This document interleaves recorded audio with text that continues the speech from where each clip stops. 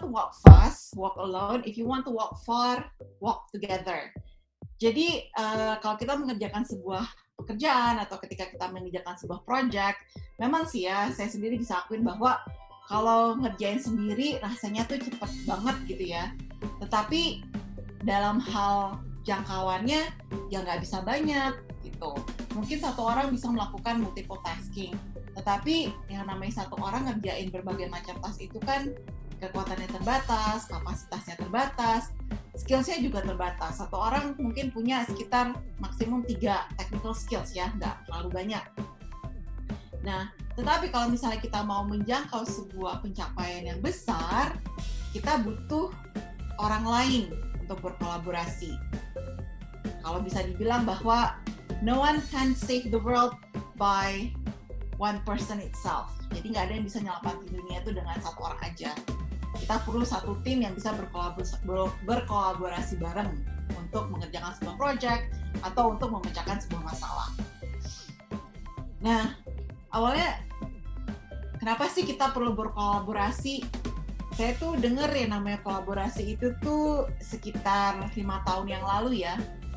Sebelum 5 tahun yang lalu tuh orang ngomongnya kerjasama, terus atau enggak berkooperasi gitu ya, partneran, kemitraan.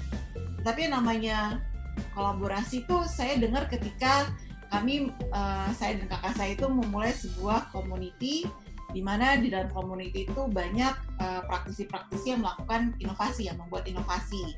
Akhirnya kami mencetuskanlah sebuah ekosistem inovasi pada saat itu. Terus kami mendekati banyak sekali orang yang kita nggak pernah kenal sebelumnya.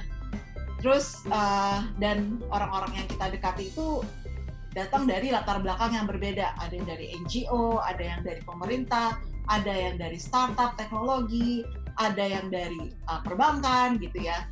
Ini merupakan sebuah situasi yang sangat-sangat unik gitu, karena komunitas kami pada saat itu adalah komunitas teknologi di mana developer-developernya membuat sebuah teknologi hardware. Tapi kok yang datang kebanyakan adalah yaitu orang-orang dengan latar belakang yang berbeda sekali.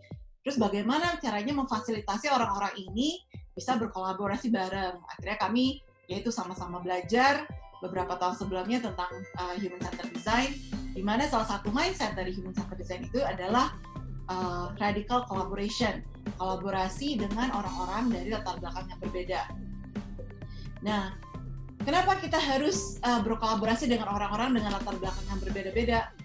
Ketika kita ngomong soal kolaborasi di era digital, kita ngomongin soal memecahkan masalah yang sangat kompleks, ya, bukan memecahkan satu masalah. Mungkin masalah yang sangat simpel itu adalah hari ini saya mau pakai baju apa. Itu masalah yang sangat simpel. Tapi itu juga kadang-kadang kompleks, apalagi kalau perempuan, atasan sama bawahan suka beda gitu ya.